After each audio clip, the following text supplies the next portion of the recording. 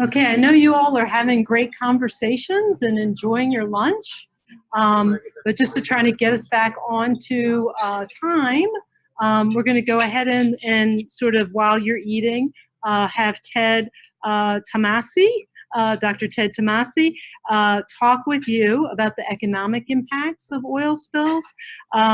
He has more than 30 years of experience as a professional economist, and he specialized in the evaluation of natural resources and environmental change and in assessing the impacts of risk and uncertainty on the value and use of natural resources. His experience has been gained as a professor at the universities of Minnesota, University of Michigan, and Michigan State University, as well as been a consultant to international agencies, industrial clients, state and federal governments. He has specialized in environmental damage claims and has provided litigation support and expert testimony on the natural resource values in several matters. And we are happy to have him here from Delaware. So yeah, pleased to be here. Thank you. Little bit of a couple of disclaimers. One, Jeff Wakefield, who many of you know, was scheduled to do this originally. And he was deployed to Texas to the chemical fire down there and the ongoing issues. So he wasn't able to make it, and he asked me to stand in for him. So you've got the B team here. And I did talk to him about some of his ideas, and we kind of threw together some thoughts here for you. And I've been modifying them as I've been listening to the discussion, so hopefully they'll be on point. So second, this just sort of notification here. I am a consultant. I work almost exclusively for industry and RPs on natural resource damage cases pertaining to all sorts of stuff, but oil spills among them. So I was one of the leads for BP on the Deepwater spill, collecting data for the natural resource damage assessment. But I'm not here today in the capacity of being an industry consultant. These are my own views that I've gleaned over a really, really long time doing this. So I'm going to talk about some different classes of economics effects and then sort of cycle back to talk about them in a little bit more detail. So we've heard already about issues about concerns for commercial fishing. And I want to distinguish sort of the offshore from the more nearshore aquaculture kinds of things, because they're very different. We have a lot of experience with impacts of spills in the offshore, and it's a very different beast when you're talking about aquaculture. I'm going to talk about tourism sector, but here I'm thinking about things that are like the big support things for them, like hotels and rental cars and restaurants. That if you had a spill and there were fewer tourists, but it was populated by responders, you may have some offsetting impacts, all right? So if, for example, in the Gulf spill for Deepwater Horizon, I mean, there were a lot of responders in a lot of hotels where there otherwise would have been tourists. So there wasn't as much loss as you might have expected. But, you know, the responders are not out there renting jet skis and going on, you know, doing other things. So all of the kinds of support things that govern more specialized activities, guide boats, taking people places to see things, towing them, you know, up so they go up into the air, which is incomprehensible to me behind a boat. But in any event, those kinds of things are not going to be replaced by response. Then there's a whole set, and I'm very concerned about this one, what I'll call indirect business effects. So you have a dollar that's not being spent at a hotel or at a restaurant, but then there are subsidiary effects that go through the economy. Our institutions are much better at addressing the direct effects, and maybe some of these indirect effects are left behind that leaves then a community effect that's uncompensated. And I think that that's an important aspect of our liability regimes, just as a practical matter that we need to be aware of. We have government that was mentioned earlier, tax receipts and government services. They are compensated through OPA. We have property owners. Potentially affected by short-term rentals or the value of their house if they want to sell it. And then we have natural resource services, ecological, human use, and price effects, potentially, within the NRDA. So I want to come back and talk about sort of each one of these in a little bit more detail.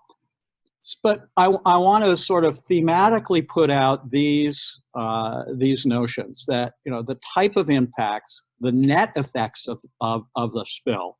And by net, I mean there's an impact, but then there's a whole set of other things that go on around engagement and compensation potentially. So you're kind of looking at how this balances out. And my theme is it's about time and it's about substitutes. So as we've heard, as Frank emphasized, highly site-specific depending on the amount and nature and location and timing of release. And I'd say that the environmental effects are less dependent on volume than economic effects. That is, I've worked on spills with a tiny amount of oil that there just happened to be marbled murrelets off the West Coast during molting season. There was a handful of gallons and it whacked them at the wrong spot and they nest in old growth redwoods, and those were expensive birds. But, you know, other times massive spills can be, you know, have less per gallon impacts. And I think, but clearly the economic effects, the miles of beaches, the extent of things is highly dependent on volumes and where it goes. But so, all right, you can't say much in general, it's site specific, but you can note, and this is the economic approach, is that the impact depends on behavioral responses.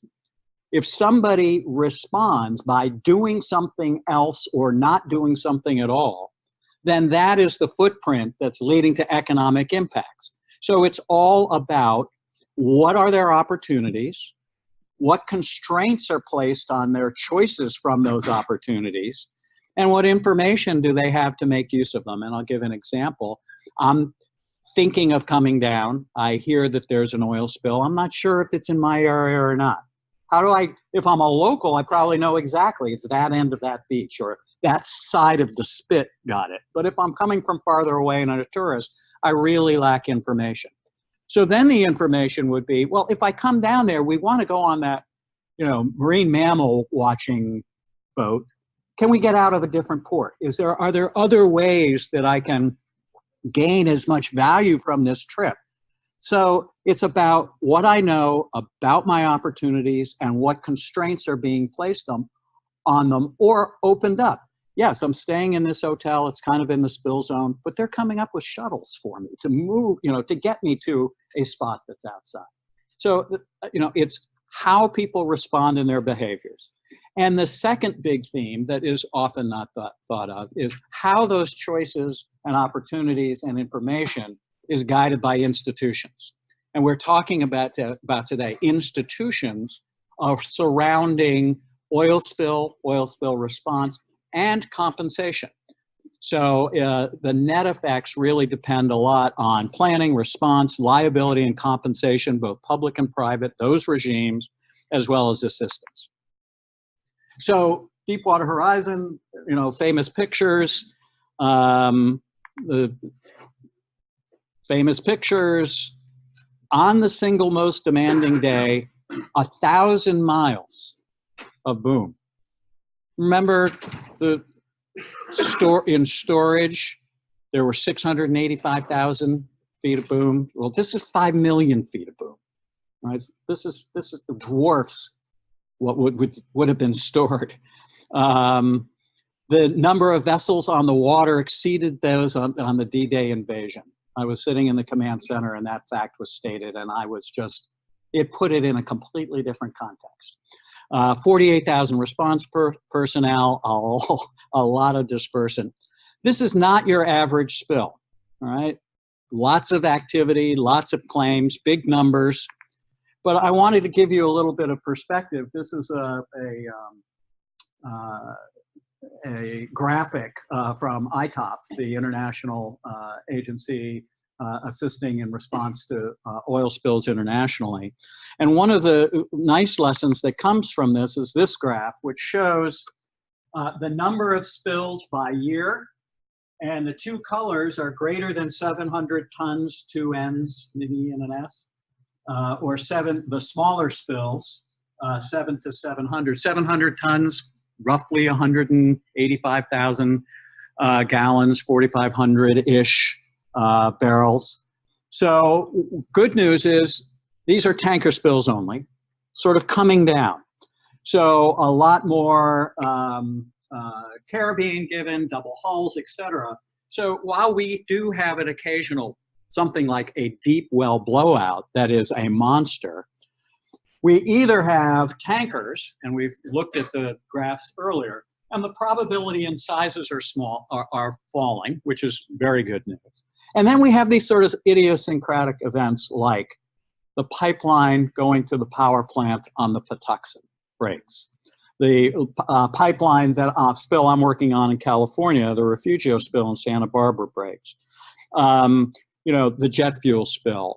They're idiosyncratic in the extent of, you know, what's the material, where did it go, what smaller area did it get into, and it's a little bit harder to predict. But all in all, the good news is that the probabilities and the sizes are falling. So what I want to do is kind of pick up on that and say, suppose we got like a medium spill. If it's the Deepwater Horizon again, you know, it's its own thing. But we shouldn't necessarily, you know, think about it in any possible spill in those terms. Skip by that one for time. So let's come back sort of to commercial fishing. So Frank talked about seafood safety and closures in our group. We're probably talking about days to weeks to a month. I mean, the Deepwater Horizon was 3 months. It's a very long closure because of the very long period of release. And may be mediated by substitution. So the ability to keep a marina open or a port open or a path to a species that is not right in the heart of where the spill footprint is really important to the ability to maintain income as a harvester. And you may have more fuel spent getting to a more distant fishing ground, but at least you can get out and gain access. I want to note the difference between offshore and aquaculture, which is going to be a much longer impact, much more severe impact. The fish are not, you know, deep. They're kind of stuck where they are. It's a much bigger deal. And then the notion that the duration of impacts, remember, it's about timing and it's about choices. What criteria are being used to reopen fisheries and to reopen seafood and communicate the safety to the public. I think in my experience, and Frank was talking about this in his experience, sometimes it's a lot easier to close a fishery than it is to open it. There may be some other ways that you can do that. You can have exclusion zones for vessels. So they can't get through an area, but you haven't closed, in quotes, the fishery and need some, public health measurement to open it back up. So being very careful about the closures and having clear criteria for what's going to open them back up. So when you meet the criteria, you can open them is very important. The immediate direct effects are pretty much compensated by the private claims process if you've given proof. There may be a lag between the time when you can't go fishing and the time you receive compensation, but there is compensation for lost profits. This lag is of interest. If it's going to be a really long time, low interest loan, some sort of community bridging kind of thing is not something that's typically done. It could be valuable, I think. These are not typically long-lived effects from impacts to adult fish populations in open water. There are exceptions. Frank showed you the North Cape. That was, winter storms, water, the oil going to the bottom, significant effects. But I think there are questions now. We've heard a lot about reporting sheens, just down to the level of sheens. Well, there is some evidence, it's somewhat controversial, that sheens on the top of the water combined with light going through the water and early life stage organisms, eggs and larvae that are transparent, you have photo-enhanced toxicity perhaps in a zone below the sheen in the top of the water where light's penetrating when you have those early life stages. So I'm not going to make a blanket statement that, you know, oil in the open water doesn't typically do much. But most of the spills that I'm on, that's not a huge driver of ecological effects, and probably won't be a huge, very long-term impact on the fishing industry. You do have the potential for sinking of oil and re-oiling events in the near-shore areas in particular. So those might be nursery areas. So you might have some population effects. But from the standpoint of affecting enough of the territory of a commercial fishing operation, it's usually such a small percent that that's not a gigantic impact unless you're closing huge swaths of territory, as we did in the Deepwater Horizon. Obviously, more difficult are effects in near and inshore areas. You have vegetation, you have other things that trap oil, longer periods of exposure, more nursery type areas. There, you know, there's definitely effects. Again, potential compensatory payments directly for lost profits, and then restoration for the impacts from on the fishery. So if we go back to the scenario of toxicity to the early life stage organisms in the top 2 meters below a sheen, enhanced by the the light effect, that would be compensated in NERDA. And it turns out that these early life stage organisms, there's a gazillion of them. Maybe it's a bajillion, but it's in the neighborhood between those two numbers. And most of them die. So if you could, naturally, if you can have a restoration project that saves adults, say removal of derelict fishing gear or other kinds of ways that you can generate an adult, that's a very effective restoration project, because that adult represents 1/10 of a bajillion of the early life stage organisms. So we have to think about effects, both in the context of what are the effects, but also what are the compensations that may go on that affect the sector. Tourism for an off-season spill, it's very possible that the tourism sector could realize a gain from all the response activities, filling up hotel rooms that otherwise wouldn't be, and eating and doing those things. And they're not out jet skiing in January necessarily as much anyway. Any lost revenues would be subject to a private claims process. High season spill, totally different beast. Temporary substitution of response for tourists, but that response up is a lot more likely to be short-lived and less extensive than the negative on tourist visitation. I mentioned long versus short-term planning of trips, you know, sort of this general knowledge versus local knowledge, the stigma that comes. So anything that can be done to address stigma and what are the real facts down there. We've seen from the Deepwater Horizon very effective public communication programs that say the Gulf is back open. You know, the beaches are cleaned up. And in fact, there was fairly rapid response of tourists to those messages. And the other issue in the substitution vein is what fraction of tourist activities are actually water related? And how responsive are they to that? And what substitutes might exist if you're down here, and things that you can do that are not necessarily go out to the beach while there's some oil in it in your spot. The loss of revenue is subject to private claims process. Loss of enjoyment from closures or fish consumption advisories or other, that is subject to NERDA. These indirect business effects, sort of the upstream suppliers to a business or the downstream purchasers. So in vertically integrated industries, you have an impact in the middle of it, and it has effects both ways. And in the private claims process, it is much harder to be compensated if you are a downstream or an upstream entity. It's the idea of proximate cause. Did this oil cause your problem? How do you prove that? That would also be true if you're remote geographically. So if you're a hotel in Tampa Bay that lost income in the Deepwater spill because of the news that this might get into the gyre and might come our way, you know, are you part of the claims process?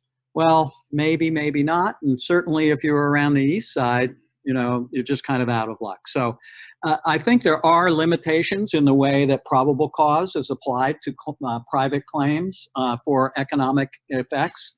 So I would want to know a lot more about my communities and who are those upstream and downstream folks from resource-related industries. And how tightly are they tied in? How thin is the market? If I only get all my supply of fish from that commercial fisherman for my wholesale operation or out to my restaurant or whatever, wholesale operation, let's go with that, you know, is that 90% of my fish or is it 10% of my fish? So understanding the structure of local markets, I think, is important to understand where the compensation will be effective and maybe where it won't, and it'll have much broader community impacts that are not compensated. Governments, I have, you know, they do incur costs. They are compensable under OPA. And I would say that, you know, unless there is a major shift in expectations about the frequency and severity of oil spills, this is not governing where businesses locate. You know, businesses locate places for long-term reasons, and an oil spill is not going to affect that. If you had an entire sequence that shut down water intakes, or, you know, it may change on the margin location decisions, but I think that that's probably not a major concern. Property owners, lots of short-term rental issues. We find very sort of fast recovery of property value after response ends. Again, unless there's some shift in the long-term view. I would say that there was almost no spill where I have seen any literature or studies on a long-term effect on property values, except maybe DWH. There was one study that had a 5-year effect in the 5 to 10% range out of University of Chicago. But many of the other studies found an effect in the 8, 5, 10% range just over the time period of oil on the water and active response. So again, the faster that you can get things cleaned up and the word out, the faster property values will recover. NRDA and penalty dollars, talk about that just a second. So we're talking about loss of ecological services, fish, birds, and you know, mammals, habitats. And we are talking in the way we've talked earlier, months to years, 5 years, 6 years for long-lived species, but much of the ecological functioning in a percentage term can return fairly quickly.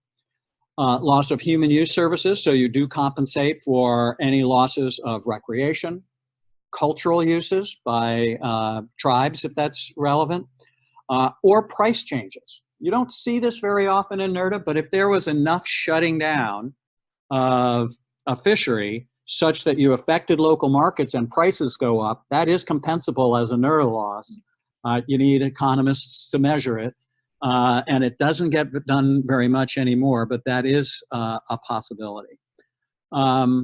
These are compensated by the RP. That's 90% of what my job is, to work with responsible parties to identify and then work with the trustees to identify and scale restoration. And I'd say that one of the biggest things that can be done is early identification of suitable restoration projects. The faster you can get to compensation, the better it is for everybody, the environment and people. And so the prospects of moving quickly to restoration, potential early restoration, potential use of penalty money as supplemental environmental projects, not just putting it into the you know, the coffers of the government, but spending it on targeted projects. All are opportunities to cut off the time part of this. The faster you can do things, the less economic disrupt there is. So I'll end with a few ideas on preparedness, and these are teasers. There probably is many, not good ideas in here as gems, or probably the former outweigh the latter, but I'll put them out anyway. So one of the things that really gets in the way of moving towards compensation is baseline. What would have been there but for the spill? Baseline is to NERDA what location is to real estate. If you know that, it's hugely important. So human use information. Are your communities collecting data on human use? Are they doing counts? Do they have traffic counters at beaches? Are they collecting money and making sure they know whether that was one person in the car or 5 people in the car? Are they collecting data on parking receipts, et cetera? We use it, that's how we do our business, to assess economic losses. So that's something that you can do and know about. Background levels of strandings of birds and mammals on beaches. There are deaths of things normally at baseline. If you have a fairly robust system of volunteers or others, or quasi-volunteers, according to protocols, known protocols, going out and saying, we watch this stretch of beach on this day and we found 3 dead that and 4 dead the other, and that's incredibly helpful information. Resources at risk, these geographic response plans are extremely valuable, because all of this speeds the time to lessens injury and speeds time to resolution. Cleaning up the popular beaches. I know Frank says that beach out there is not ecologically valuable, and that would be a true statement relative to other things, but they are human use valuable big time. So the ability to clean them up and get the word out is incredibly important. And again, what are those response endpoints? The beaches are clean, even if there's somebody with a toothbrush cleaning a rock back up in one corner, and you haven't fully met a response impact and response endpoint. You can meet it meaningfully for people. So you want to make sure you do that and you get the word out. And again, local versus tourist. This is a tourist area, so it's you don't need to tell the locals. Word of mouth handles a lot of that. I mean, you do, but not in the same way that the tourist industry struggles. Health risks from seafood, from informal volunteer cleanup. We talked about that earlier in the earlier session. Risks from incidental air exposure, again, information. The folks along the canal who are smelling jet fuel, what did it mean to them? Was that noxious smell a serious health risk? Should they go to a hotel? Would that hotel be available to them? That kind of information is very vital. And I guess my opinion is the more you can do that ahead of time, rather than have it somebody from a JIC doing it later, completely disembodied from what I'll call peacetime communications. It's not in the middle of the chaos and the multiple barraging of information sources. It's much more high quality information. So I think ahead of time information about some of these things is really important. And then again, substitutes, alternative locations, facilitating substitution, marinas, fishing, etc. Addressing delays in compensation. The joint assessment teams, we used to have them and get together and talk and have their RPs, community, regulated community, having relationships. That's a very good thing. Spill drills with NERDA. So the coordination of those, and then early restoration, I think, is really something to think about. Local level assistance pending compensation. I talked briefly about that. And then understanding your local economies. What's connected to what? Talk to the economic development people. They'll know more about the structure of the community, and then there are formal models for that, input-output models that economists use to understand the structure of communities. Scenarios for planning using oil spill fate and transport models from high-risk areas like lightering areas. And then we talked about pre-positioning anchors, booms, anchors, and response capability. All things that can be done. to advance the ball. Knowledge, information, options. Okay. Thanks so much, Clay.